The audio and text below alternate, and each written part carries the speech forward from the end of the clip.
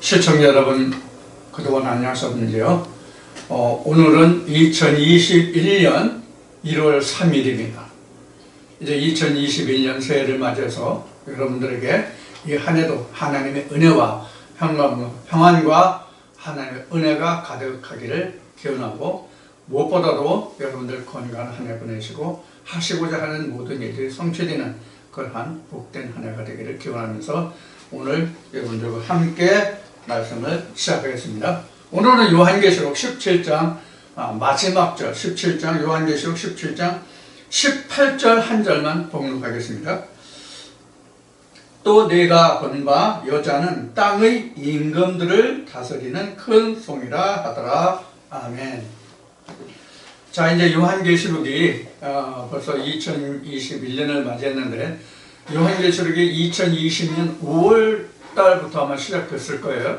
어쩌면 요한계시록을 다 마칠 때까지는 거의 1년이라는 시간이 이제 꽉 들어찰 것 같아요.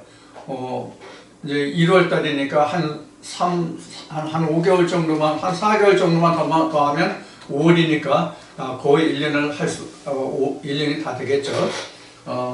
그 전에 물론 맞춰지겠지만, 비록 짧은 성경이지만은, 상당히 내용이 많기 때문에 여러분들과 함께 할 수 있는 시간이 상당히 많이 걸렸죠. 자, 그래서 오늘은 지금 요한계시록 17장 18절 마지막 절 한 절을 봉독했는데, 이 지금 18절에 기록된 이 말씀이 바로 이제 17장 시작에서 나왔던 음녀에 관한 내용이죠. 근데 이 음녀에 대해서 많은 설명들이 나와 있어요. 이 음녀에 대한 내용은 15절에 잘 기록이 되어 있습니다. 15절 봅시다. 또 천사가 내게 말하되 내게 본 바 음녀의 앉은 물은 백성과 무리와 열국과 방언들이라 그랬어요. 자, 그래서 오늘 이 시간은 지금 계시록 17장 시간수로는 셋째 시간인데 세 번째 시간이 되는데, 이 시간에는 지금 음녀, 여자잖아요. 음녀니까 이제 음탕한 여자, 이제 그런 의미가 되겠는데, 사전적인 의미로 보면, 자, 그래서 지금 이 음녀라고 하는 이 단어에 대해서 오늘 이 시간은 여자라는 것이 뭐냐 하는 것을, 성경이 말하는 여자라는 것이 뭔가 하는 것을 우리가 좀 다시 살펴보고 다음 18장으로 넘어가겠습니다. 우리가 성경에서 남자와 여자에 관한 것을 우리가 잘 분별해야 됩니다.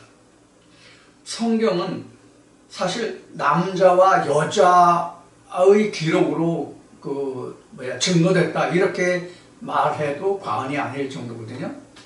맨 처음에 창세기 1장에서 보면 하나님의 형상대로 지었는데 남자와 여자를 지었죠. 창세기 2장에서도 그렇죠. 창세기 3장에 가서 그래서 남자와 여자가 어떤 결과를 낳느냐 하는 것으로 설명이 되어 가고 있죠. 그러니까 성경 전체는 다 남자와 여자예요. 그런데 우리가 성경에서 말하는 남자와 여자와 성경이 말하는 남자와 여자, 그리고 사전적으로 생물학적으로 말하는 남자와 여자를 우리가 성경에서 분별하지 않으면 안 돼요. 이걸 알지 못하면, 이걸 분별해서 이것을 완전히 자기가 갈라낼 수 없으면 남자와 여자가 혼돈돼요. 세상적인 생물학적인 남자와 여자를 말하는 것이, 즉 암컷과 수컷, 좌우의 관계를 말하는 것인지 이것이 구분이 안 된단 말이에요. 그래서 우리가 성경에서 가장 중요한 것이 뭐냐면 남자와 여자의 구별이에요. 그럼 남자는 뭐고, 생물학적으로 봤을 때 남자는 뭐고 여자는 무엇인가 하는 것을 우리가 살펴볼 필요가 있겠죠. 우리가 성인이라면 남자와 여자가 무엇인지 모르는 사람이 없죠.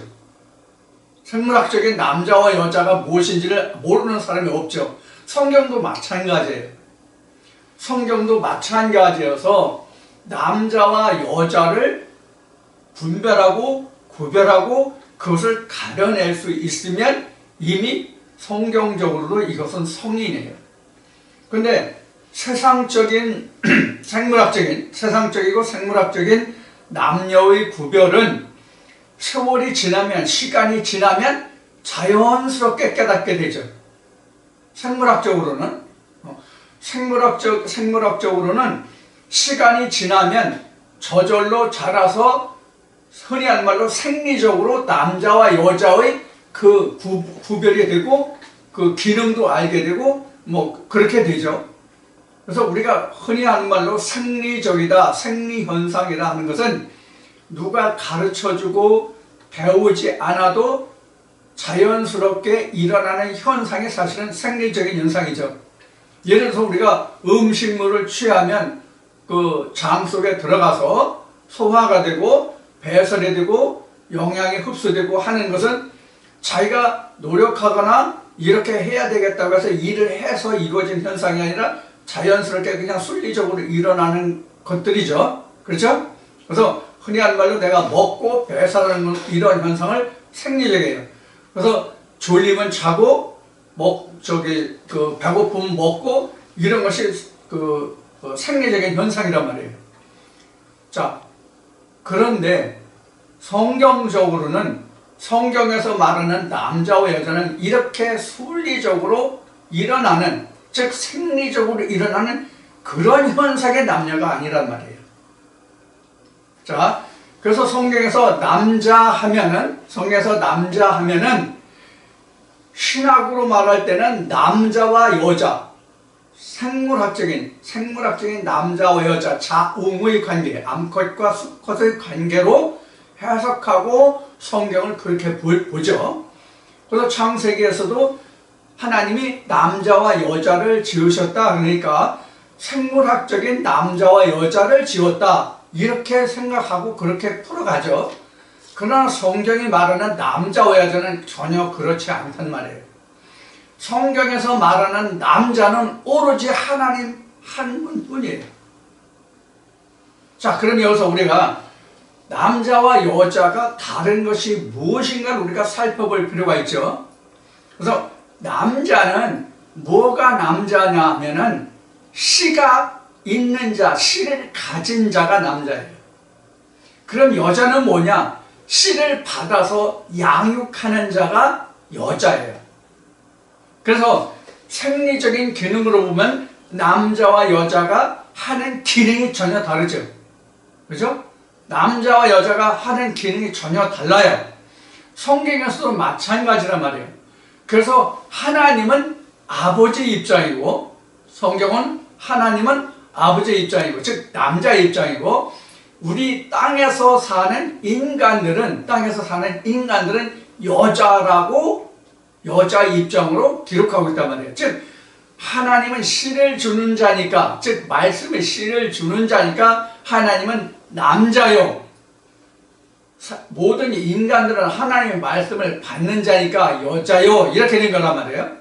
그것이 창세기 1장 1절에서 하나님이 태초에 천지를 창조하셨다. 그 천지에 해당되는 거죠. 천은 하나님이요, 즉 씨를 가진 자요, 땅은 그 씨를 받는 자요, 그런 거란 말이에요.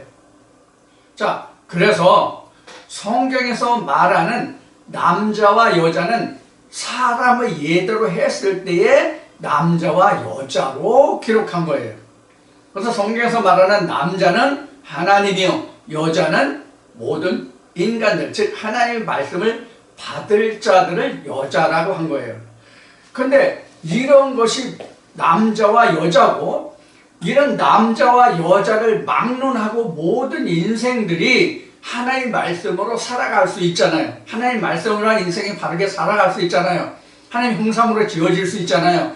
그래서 모든 인간들을 상대했을 때는, 모든 인간들을 대상으로 했을 때는 하나님은 남자요, 인간은 여자란 말이에요. 그 가장 대표적인 것이 고린도 후서 11장에서 사도 바울이 고백한 바와 같이 남편은 누구예요? 예수요, 그 아내는 하나님의 말씀을 받는 너희들이다. 이렇게 사도 바울은 고백하고 있죠.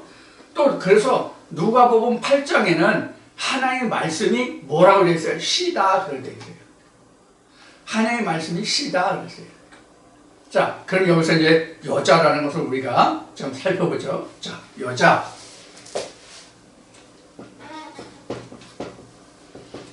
여자란 지금 말씀드린 말 여자는 뭐예요?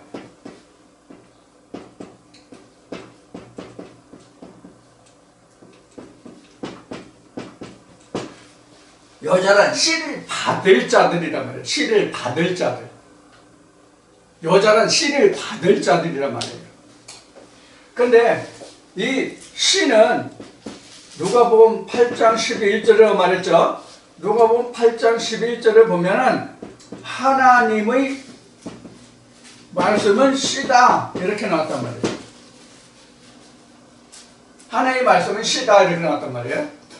자, 이 하나님의 말씀은 씨인데 이 하나님의 말씀은 씨라고 한 이것이 뭐냐면 다시 창세기 2장 7절로 가면 이게 뭐예요? 생기죠. 이 생기가 바로 씨가 되는 거예요. 하나님의 말씀이 씨가 되는 거예요. 그런데 이 여자가 씨를 받을 자들이라고 그랬는데 씨를 받을 자들이라는데 그러면 씨를 가진 자가 누구예요? 씨를 가진 자가 누구예요? 성경으로 하나님의 말씀이 곧 씨죠. 그렇죠?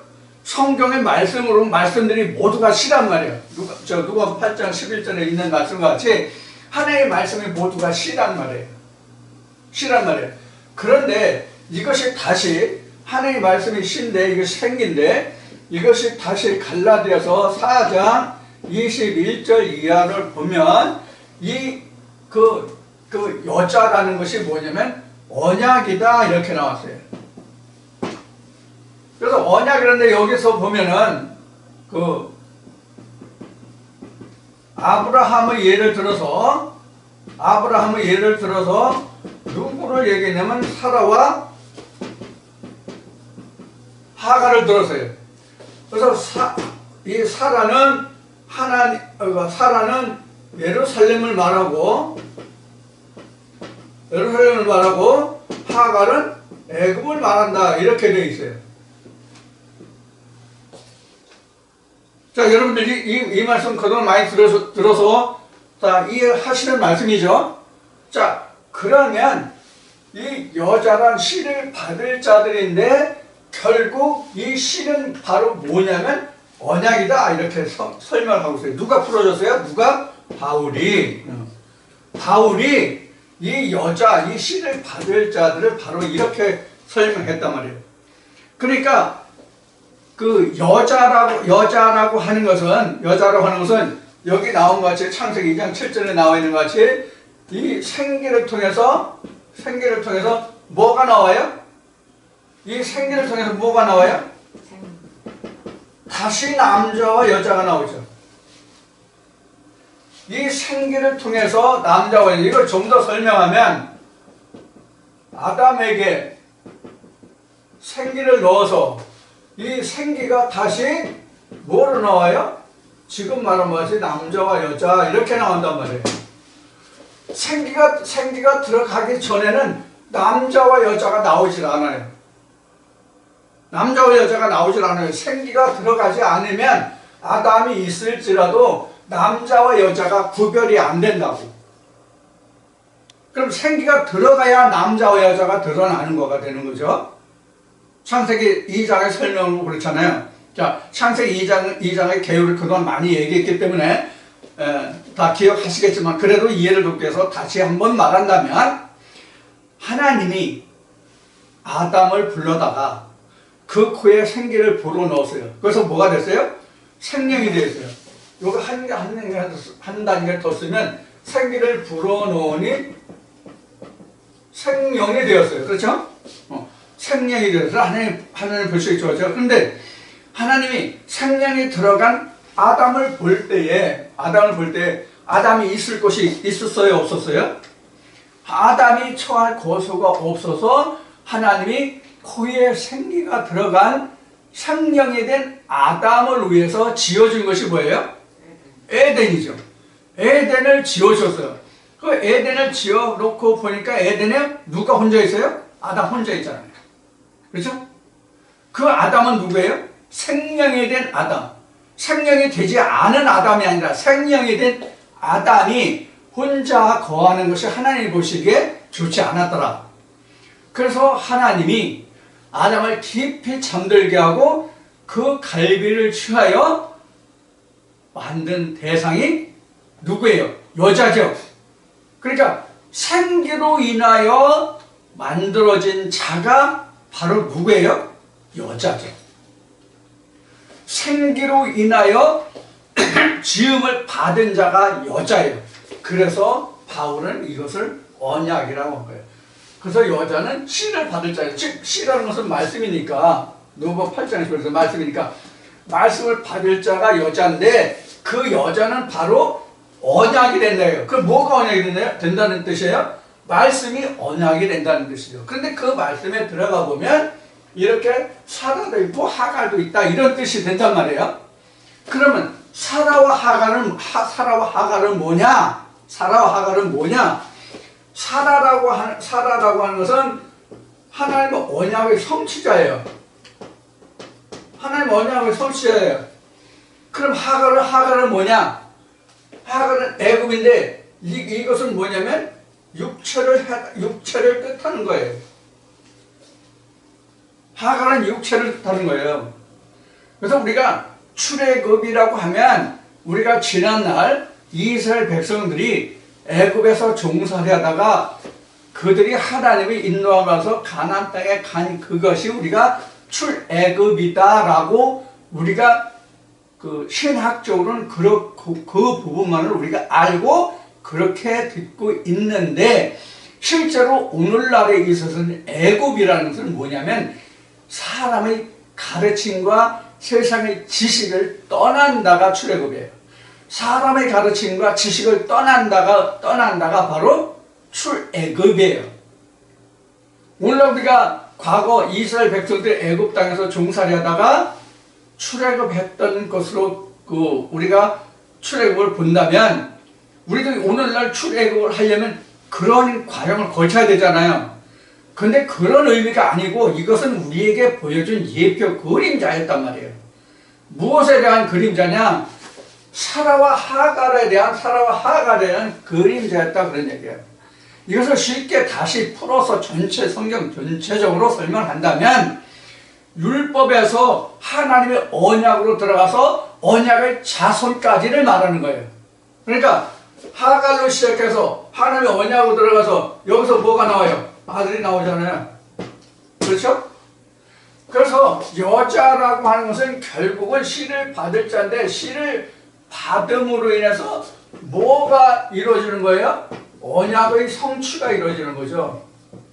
그 언약의 성취가 바로 아들이다 그런 뜻이에요. 이러한 과정이 바로 여자예요. 그래서 여자라고 하는 것은 결국은 무엇으로 설명할 수 있냐면 말씀을 가진 자 이렇게 되는 거예요.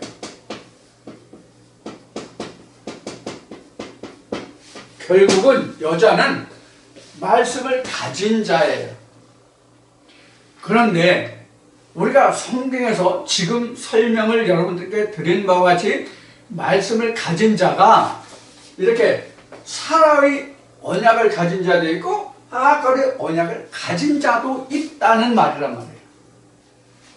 사라가 가지는 언약의 말씀을 가진 자도 있고 하갈의 언약의 말씀을 가진 자도 있고 즉 창세기로 다시 돌아가서 말하면 사라는 누구를 낳았어요?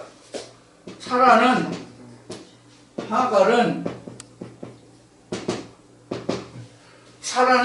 이삭을 낳고 하갈은 이스마엘을 낳고 이랬잖아요. 그럼 성경 어떻게 기록하고 있어요? 이삭은 하나님의 언약으로 나음을 받은 자요.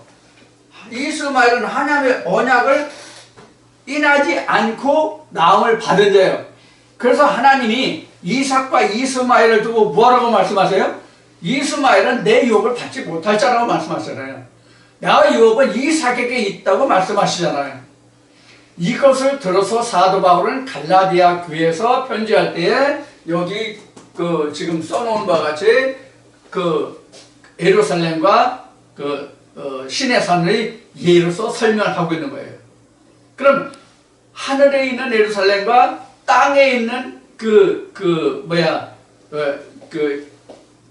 신의 산은 전혀 다르잖아요. 그 땅의 것과 하늘의 것을 설명하고 있는 것이거든요. 그걸 지금 하갈과 사라로 설명하고 있단 말이에요. 사도 바울은 갈라디아 4장에서. 자, 이와 같이 여자라고 하는 것은 말씀을 가진 자가 결국 여자예요. 말씀을 받아 가진 자가 여자예요.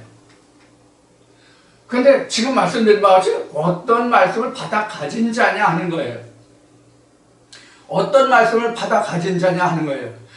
이 말씀을 가진 자들을 인해서, 이 말씀을 가진 자들을 위해서 세상이 어떻게 돼요? 세상이 어떻게 돼요? 이 말씀으로 인해서 다 전파되고 그 말씀들이 가지고 사는, 즉 말씀들이 역사되는 그런 삶을 살게 되잖아요. 예를 들어서 우리나라 같은 경우를 보면 지금 그 교파가 뭐 크게 얘기하면 뭐 여러 교파들이 있잖아요. 그 교파들의 말씀을 가진 자들이 다 뭐예요? 여자예요. 그 말씀을 가진 자들이 다 여자예요. 다 여자인데 그 여자가 어떤 여자냐 하는 것만 다르다는 얘기예요.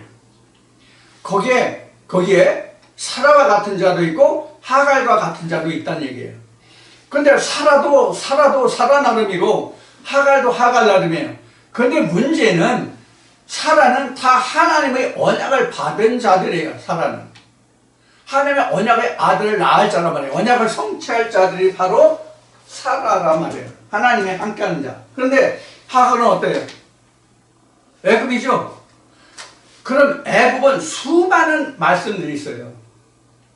지난 그 30일 날 제가 하나라는 의미가 뭐냐 하는 말씀을 전개해드린 적이 있죠. 전개해드린 말씀이 있죠. 여러분들 그 말씀을 들으신 분도 있고 안 들으신 분도 있을 것 같은데, 들으신 분들은 이해할 거예요. 사라 안에서는 하나님의 언약이 하나예요. 왜? 하나님도 예수도 성령도 모든 것이 다 하나이기 때문에 사라 안에서는 다 하나예요. 그런데 애굽은 똑같은 애굽이 아니에요. 수많은 것들이 있어요. 그게 바로 지금 요한계시록 17장까지 왔는데 여기에 나타난 17장까지로 나타난 것을 보면 17장의 그 결론은 뭐로 나왔냐면 음녀라고 나왔죠. 이 음녀가 애굽의 모든 여자들을 다 통틀어서 하던 말이에요. 그러니까 세상 모두가 다 여기에 뭐 임금들과 방언들과 나라들이라고 되어 있잖아요. 다 그 아래에 있잖아요. 다 그 아래에 있잖아요. 여러분들 무슨 뜻이 이해하시겠죠? 세상이 다 모든 신학의 말씀들 아래에 있어요. 나라와 방언 모든 것들이 다 그 아래에 있잖아요. 자, 지금 성경이 말하는 음녀 아래 있지 않은 나라는 어느 나라예요? 예를 든다면 현재 우리가 현재 살고 있는 이 시대로 말하면 공산주의 안에서는 이런 음녀들이 없어요. 공산주의 안에서는 이 음녀들이 없다고요. 왜 없어요? 왜 없어요? 성경을 인정하지 않으니까.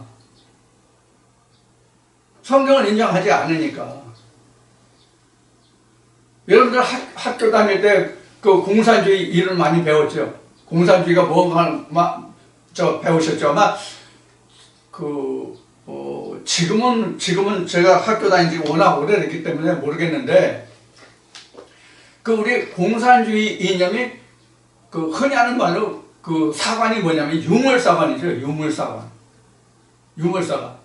모든 것이 물질에서부터 인한다는 것이 유물사관이잖아요. 그게 바로 공산주의 이념의 바탕이 되는 것이죠. 근데 하나님은, 성경은 무엇이 기본이라고 하는 거예요? 하나님과 사람이 기본이라는 것이죠. 하나님과 사람이 기본이라는 것이죠. 그러니까 공산주의 이념은 물질에 있는 것이고, 성경적인 것은 그 기본이 인간에게 사람에게 있다는 거예요. 여기에서 보수와 진보가 나타나는 거예요. 여기서 보수와 진보가 나타나는 거예요. 그래서 인간을 우선시하면 이건 보수고요. 물질을 우선시하면 이건 진보예요. 따지고 보면 우리가 뭐 좌파다 우파다 진보다 보수다 하는 것이 옛날에 불란서에서 그 왕권에 뭐 어쩌고 저쩌고 뭐 해서 거기서부터 시작했다라고 이야기하지만 실상 그 근본으로 들어가면 인간을 존중하고 인간이 먼저다 하는 기본 개념이 보수예요. 사실은 물론 정치하고는 어떻게 보는지 모르겠지만 제가 성경으로 보았을 때는 이것이 보수예요. 인간이 먼저다 하는 그 사상을 떠나면 다 사회주의요 공산이에요. 인간이 먼저 우선되지 아니하면 다 세상으로 돌아간단 말이에요. 그래서 성경은 뭐라고 말하고 있어요? 성경에서 말하는 것은 뭐라고 말하고 있어요? 입으로 들어가는 것이 다가 아니라 하나님의 말씀이 먼저다라고 성경이 기록하고 있는 거잖아요. 그래서 이스라엘 백성들이 출애굽했을 때에 광야에서 그들이 먹는 걸 우선 바라봤잖아요. 내가 애굽했을 때는 고기도 먹고 부추도 먹고 마늘도 먹어서 정력이 그 왕성해서 내가 마늘을 3명 4명 거느렸는데 광야에 나와서는 이런 거는 못 먹으니까 어쩌고 저쩌고 그런 말이 있어요 없어요? 저 출애굽에 보면 물론 여자를 뭐 어쩌고 저쩌고 하는 말은 없지만 그런 말이 그 성경에 출애굽에 보면 기록이 되잖아요. 그래서 우리가 세상의 입고 먹고 마시고 쓰는 그런 것으로 가면 이것은 물질사회주의, 이거는 바로 유물사관 공산주의 이념이에요. 사회주의 이념이고요. 그래서 성경으로 보았을 때는 보수다 진보다라는 것은 사람을 우선시하느냐 세상의 물질을 우선시하느냐 하는 거예요.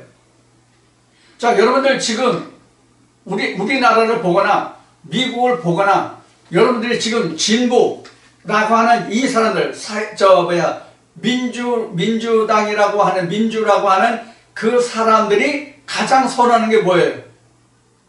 물질 아닙니까? 그런데 그들이 보수를 바라볼 때 진보라는 측에서 보수를 바라볼 때 어떻게 공격했어요? 물질로 돈으로 그렇게 물들었다고 질타한 사람들이잖아요. 근데 실제 그들이 정권을 잡고 나니까 어때요? 어떤 결과를 가져왔습니까? 우리나라뿐만이 아니에요. 미국도 그렇잖아요. 빅머니, 빅텍, 이 그룹들이 다 뭐예요?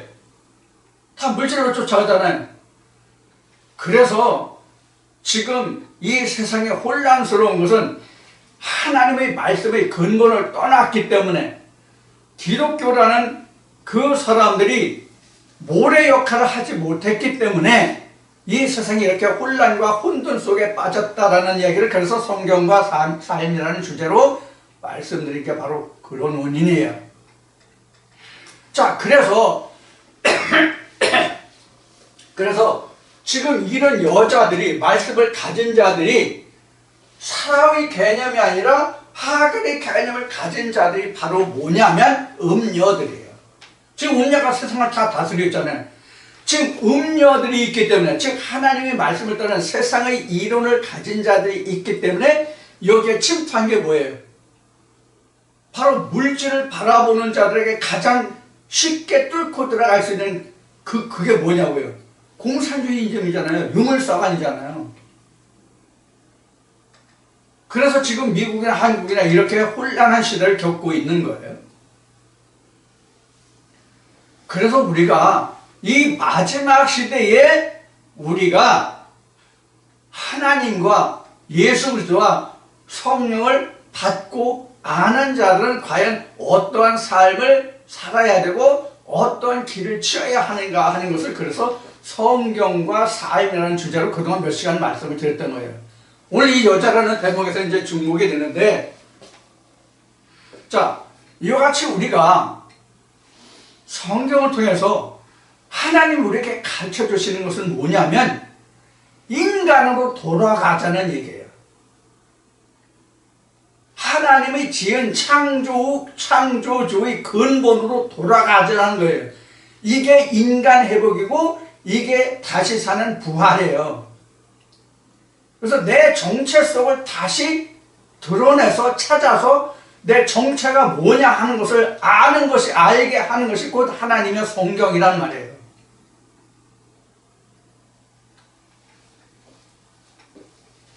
그래서 모든 인간들이 성경을 통해서 이 여자라는 그것 중에 사라와 하가를 구별해서 우리가 사라의 자녀가 된다면, 이게 이제 요한 1서로 보면 이제 아들이 있는 자 없는 자로 이제 연결이 되는데, 이거 같이 우리가 사라의 언약을 받은 여자가 된다면 그 아들이 누구예요?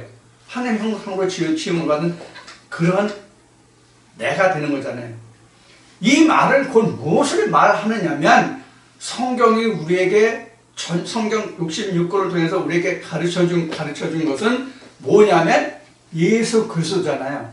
결국은 이 언약의 말씀을 통해서 하나님이 우리에게 보여주신 것은 결국 예수 그리스도 끝났단 말이에요.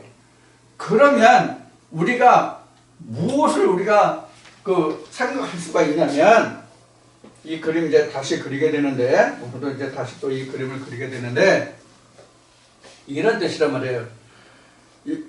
여기가 하갈이고요. 여기는 사라예요. 그럼 여기는 뭘까요? 하갈과 사라면 여기는 뭐예요? 이제 이것을 우리가 이제 6으로 보자고요. 즉, 이런 거예요. 사르스. 여기는 소마. 여기가 이제 표류마죠. 이런 관계란 말이에요.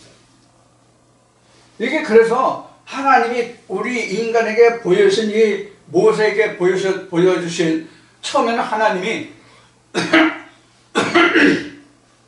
아브라함을 통해서 그 장막을 치게 하셨잖아요. 이 아브라함의 장막이 뒤에 모세의 뭐로 나와요? 성막으로 나오고, 그 다음에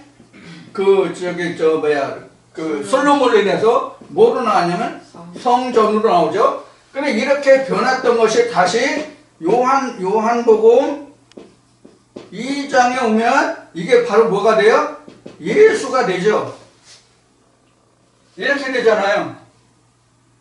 바로 요것과 요것이 똑같은 내용이에요. 자, 우리가 이렇게 가는 거거든요. 이게 다 뭐예요, 그러면은? 이게 다 여자들이에요. 이게 다 여자예요, 지금 여기서 보면은. 그럼 이 여자라는 것은 또 뭐예요? 물이에요, 물. 여자라는 것은 뭐냐? 물이란 말이에요, 물. 그럼 왜 물이냐 하는 얘기가 나오죠. 왜 여자가 그럼 물입니까? 이 물이 곧 하나님의 말씀, 하나님이기 때문에. 이 물 자체가 하나님이기 때문에. 그래서 에레미야 2장 13절, 에레미야 17장 13절 보면 뭐예요? 하나님 자체가 뭐라고 그랬어요? 내가 물이다 그랬죠. 그럼 지금 이건 에레미야잖아요. 에레미야 2장 에레미야 17장에 에레미야 때잖아요. 이거 선지자 시절이에요. 그러면 에레미야는 왜 하나님의 그 근원이 물의 근원이라고 했을까요? 왜 그랬을까요? 이 물은 따지고 뭐 어디부터 나와요? 창세기 1장 2절부터 나오잖아요. 창세기 1장 2절부터 나오잖아요.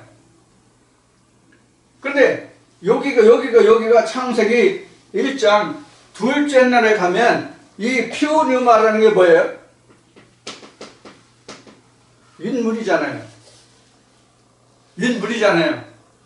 이건 여섯 창세기 1장 6절인데 끝날 때까지 이 인물은 한 번도 변화가 안 돼요. 변화가 없어요. 인물은 끝까지 다 똑같아요. 궁창도 안 변해요. 여기만 변해요. 여기만 변해요. 밑에만. 그래서 이 물은 곧 이것을 다시 거슬러 올라가면 창세기 1장 2절에 혼돈과 공허, 땅의 혼돈, 공허, 흑암 속에 있는데 그것이 물로 다 덮여 있는 것으로 나오죠. 그래서 하나님 신이 물 밖에 수면 위에 운행하셨다고 나오죠. 그래서 이 물을 갈라요. 물을 가르는데 하나님의 신이 창세기 1장 3절에 가서 뭐로 나와요? 빛으로 나와요. 하나님이 물인데 다시 빛으로 나와요. 그래서 물과 빛은 결국은 같은 거예요. 그러면 하나님의 물과 빛을 같은 것으로 성경은 설명하고 있느냐? 생명의 근원이 물과 빛이기 때문에 그래요. 모든 만물의 생명의 근원이 물과 빛이에요. 우리가 학교 다닐 때 모든 씨가 있잖아요. 모든 씨가 싹이 나서 자라려면 가장 근본적으로 필요한 게 뭐예요? 물과 빛과 영양이잖아요. 그래서 씨가 영양을 가지고 태어나잖아요. 모든 씨는 다 영양을 가지고 있잖아요. 우리가 그 계란을 먹으면 거기 뭐 단백질이 많으니 뭐가 많으니 뭐 얘기를 많이 하잖아요. 이와 같이 모든 씨들은 지금 계란을 얘기했지만 계란뿐만 아니라 모든 씨앗들은 자기 자신이 자랄 수 있는 영양을 가지고 있단 말이에요. 그 열매 자체, 씨 자체. 하나님 말씀도 그래요. 하나님 말씀도 그래요. 그런데 그 빛과 물과 영양이 있을지라도 그것이 싹이 나려면 뭐가 필요해요? 근본적으로 이것들이 자라기 위해서는 뭐가 필요해요? 땅이 필요하잖아요. 땅이 필요하잖아요. 그 땅이 또한 여자예요. 그래서 바울은 고린도후서 11장 2절을 통해서 여기 안 나는 오늘은 호후 11장 2절을 통해서 우리가 하나님의 말씀을 받을 여자다. 하나님이 아내로 너에게 중매되려 함이라. 사도 바울은 이렇게 설명하고 있는 거예요.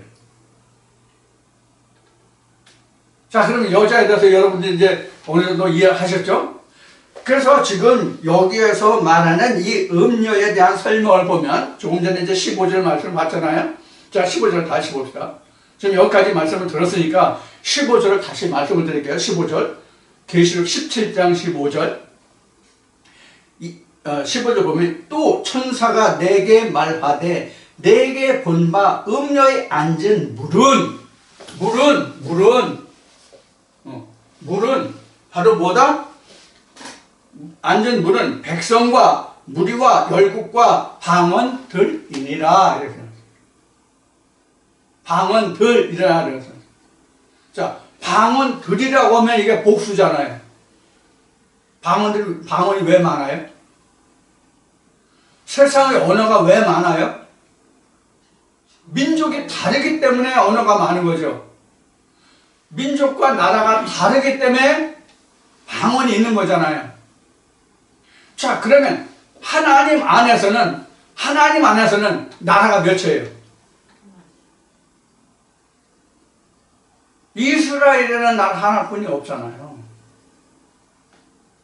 하나님 안에서는 이스라엘이라는 나라 하나뿐이 없잖아요. 근데 하나님 안에서 나라가 둘이에요, 사실은. 하나님 안에서 나라가 둘이라고요. 어떻게 둘이에요? 남북이 갈려져 있잖아요. 자, 이스라엘 역사를 보면 솔로몬 왕 때 남북으로 갈라지죠. 솔로몬 죽고 나서 솔로몬 아들 르호보암 때 북이스라엘과 남유다로 나라가 갈라지잖아요. 그럼 이 이스라엘이 둘로 쪼개진 이유가 성경의 역사로 보면 솔로몬 왕이 아비의 덕을 받아서 모든 영광을 다 누렸어요. 근데 말년에 가서 어떻게 돼요? 이방신들을 다 받아들여가지고 남과 북으로 갈라지는 결과를 가져오죠. 하나님은 그것을 금했는데 금하지 않았기 때문에 이스라엘이 갈라지죠. 이것을 우리로 보면 뭐예요? 현재 성경적으로 보면 뭐예요? 각자로 보면 뭐예요? 성경으로 우선 보면은 본문과 진리예요. 로고스와 레마가 남과 북이에요.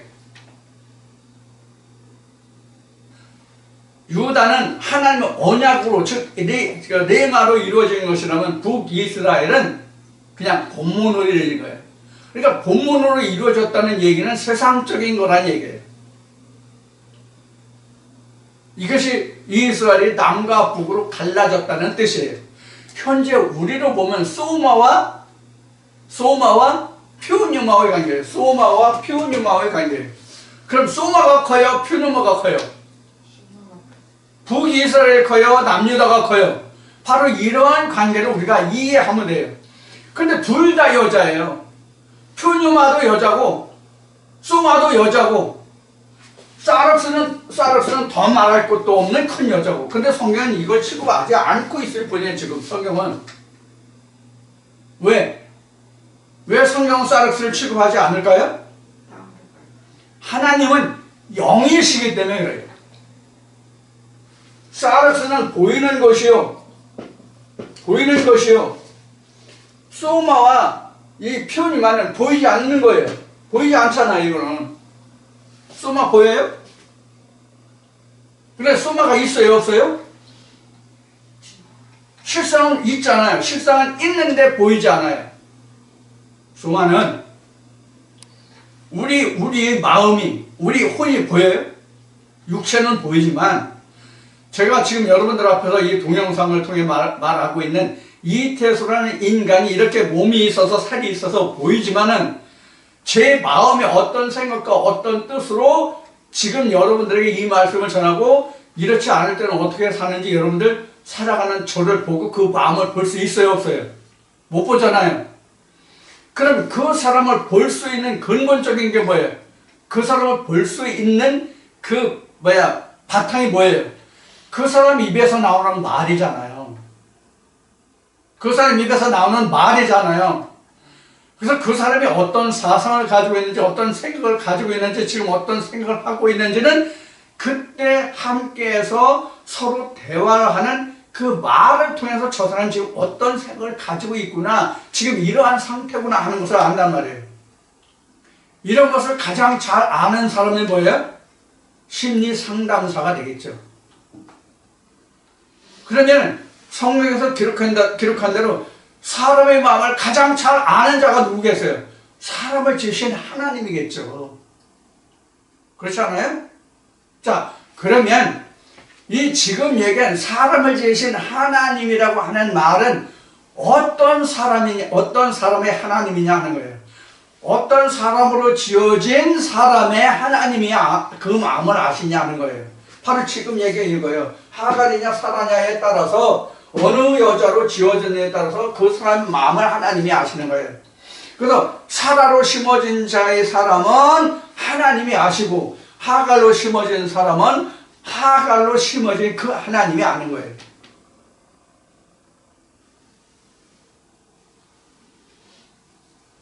그런데 그 근본이 다 어디 있어요? 창조주 하나님께 있는 거예요. 그래서 사람의 마음을 감찰하시는 하나님이라고 하는 것은 그 사람이 지금 어느 말씀, 어떤 생각으로 있는가 하는 것을 무엇으로 인해서 알아요?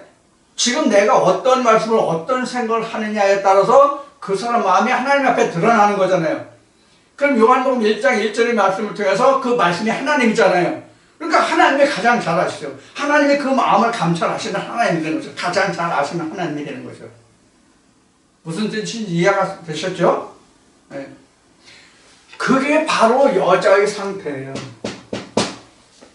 우리가 인간적으로 말하면 남녀가 같이 결혼해서 함께 살아간 다음에 남편과 아내의 그 어떤 대화를 통해서 한 가정을 이루고 자식을 낳고 살잖아요. 그러면 남편의 말을 아내가, 아내의 말을 남편이 어떻게 지켜지고 어떤 대화를 이루냐에 따라서 서로 화합하는지 반하는지 이것을 알 수 있잖아요. 하나님 말씀에서 똑같단 말이에요. 그런데 우리가 인간으로서는 남자와 여자가 따로 있잖아요. 보이는 대상이 있잖아요. 그런데 하나님 안에서는 내 안에서 말씀과 내가 충돌하고 화합하고 하는 과정이 각자 안에서만 일어난다고요. 그럼 보여요, 안 보여요? 안 보이잖아요. 사람 모르잖아요. 그럼 누가 알아요? 하나님이 하신다. 왜? 그 마음속에 어떤 말씀으로 작용하고 역사하는지를 그 말씀이 안다는 뜻이에요. 이것이 하나님이 감찰하신다는 뜻이에요. 실제 내 밖에서 하나님이 어떤 공간에 있어서, 물리적인 어떤 공간에 있어서 그 하나님이 나를 보고 감찰하신다 이 뜻이 아니라. 이해가 됐죠? 자, 그래서 지금 계시록 17장까지 많은 여자들이 나왔는데, 여자들이라는 것이 바로 그래서 결국은 뭐냐면 언약인데, 그 어떤 언약을 가진 여장이 아는 거예요. 지금 여기에 보면 그 음녀에 관한 설명이잖아요. 지금 18장에 보면 이것이 다시 여황으로 나와요. 18장에 보면 다시 여황으로 나오는데, 지금 우리가 지금 이 시간 지금 여러분들에게 말씀드린 이 여자를 내가 충분히 이해하고 깨닫지 못하면 여자가 자꾸 혼돈된다고요. 자, 그럼 제가 여자를 어디서부터 지금 이 여자를 말씀드렸어요? 창세기에서부터 지금 말했어요. 창세기에서부터 계시록 1위까지 지금 여러분들에게 말씀을 드렸어요. 그럼 이 여자가 결국은 지금 18장에 가면 이 여자가 뭐로 나오냐면, 이제 18장에 가서 이제 설명을 드릴 건데, 미리 좀 이제 그 말씀을 드리는 거예요. 18장에 가면 뭐가 나오냐면, 이게 결국은 바벨론으로 나와요.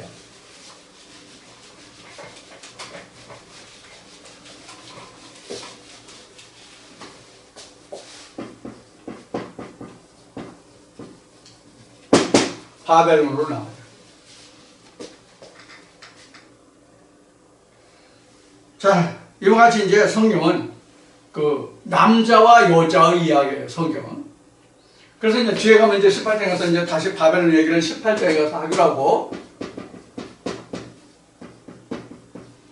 18장에 가서 이야기하기로 하고, 자, 그래서 성경은 여러분들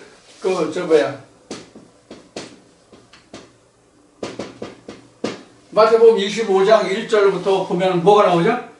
슬기로운 처녀, 미련한 처녀, 등과 기름이 나오죠. 그렇죠? 등과 기름.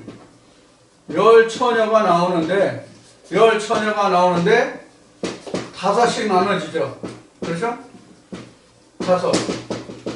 슬기로운 처녀, 미련한 처녀 이렇게 나오죠. 마태복음 25장에. 이 여자들이 바로 뭘 말하면, 지금까지 말씀드린 이 언약의 말씀으로 함께하는 자들을 이야기하는데, 슬기로운 처녀와 미련한 처녀는 뭐냐면 등과 기름을 가진 자, 등만 가진 자 이렇게 나오죠. 등과 기름을 가진 자는 슬기로운 처녀요, 등만 가진 자는 미련한 처녀다. 왜 미련해요? 기름이 없기 때문에. 자, 신랑이 언제 와요? 밤에만 와요. 참 이상해. 신랑이 밤에만 와. 밤에만 온다. 실제 제가 중동을 가보니까 이쪽 지방엔 날씨가 더워서 그런지 모르겠는데 실제로 예식을 저녁에 한다고 하더라고요. 실제로 저녁에 한대요. 낮에 안 하고. 근데 우리나라와 다른 나라들 보면 결혼식을 언제 해요? 대체로 다 낮에 해요. 근데 여기는 저녁이에요. 그래서 신랑이 밤에 온다고 돼 있어요.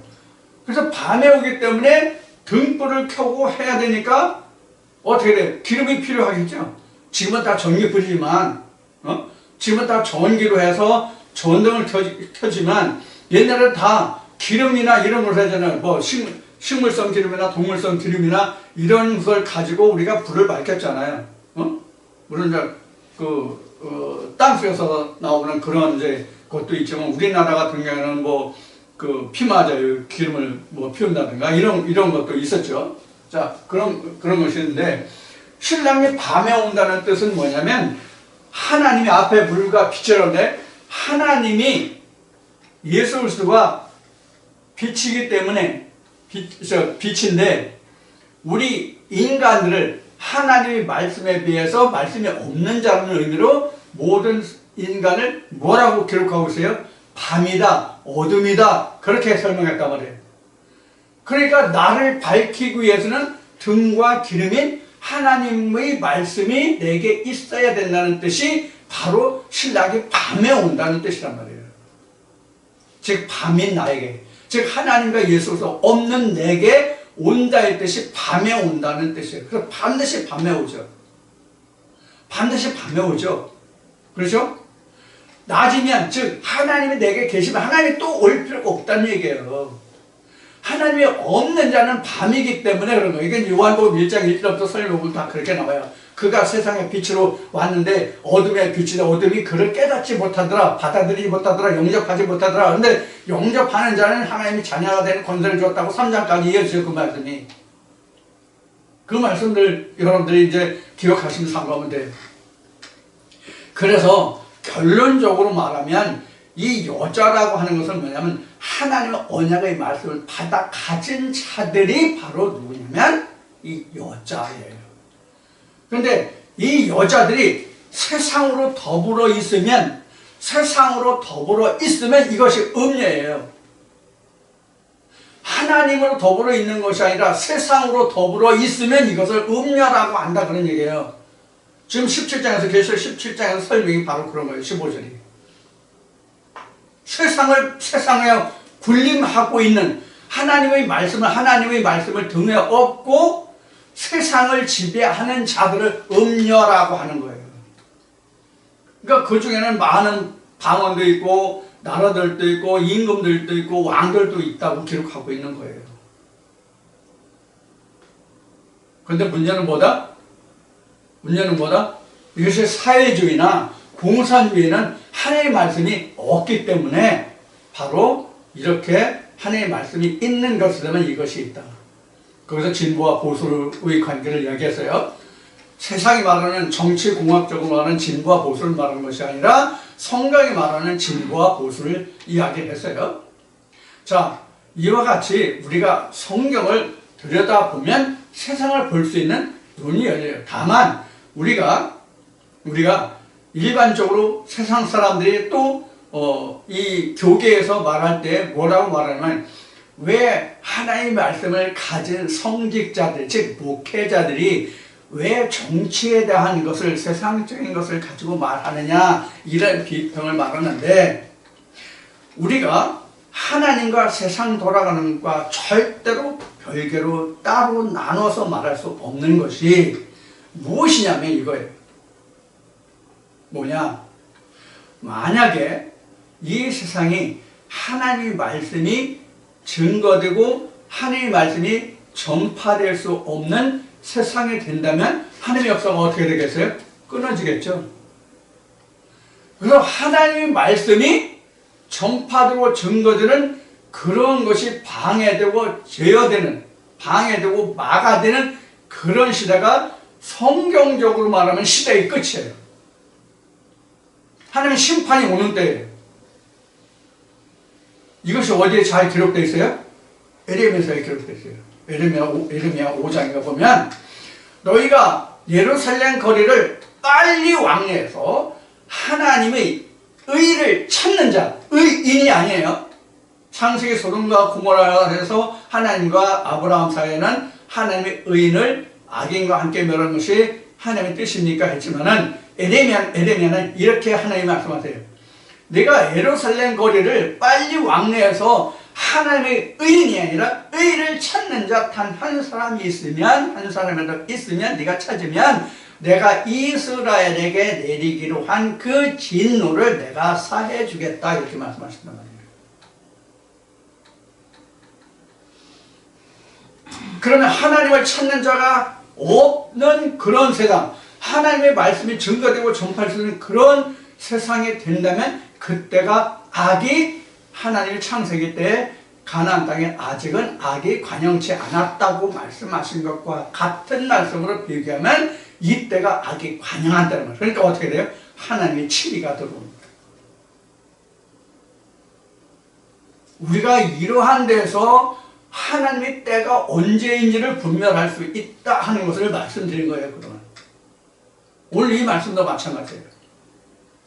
우리가 이런 것을 분별하지 않으면 우리가 세상을 다시 돌려놓을 수가 없어요. 그럼 하나님이 이 사상의 인간의 살아가는 이 세상을 유물상하는 사회적으로 돌아가도록 그냥 하나님이 방치하실까요? 절대로 그렇지 않아요. 반드시 거기에는 하나님의 말씀으로 치유할 자들을 하나님이 세상에 내보내요.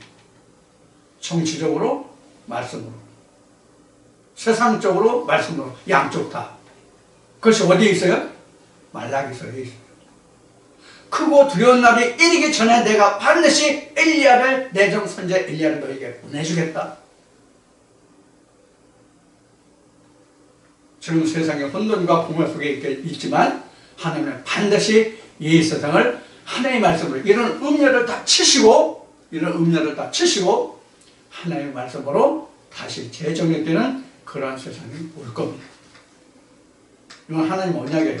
제 말이 아니라 하나님 언약이에요. 지금 말라기나 그 다니엘서를 예를 들어 말씀드린 바와 같이, 바로 에레미야나 이 말씀을 들어서 말씀드린 바와 같이, 하나님은 반드시 하나님의 복음이 폐하여지게 하지 않으신다.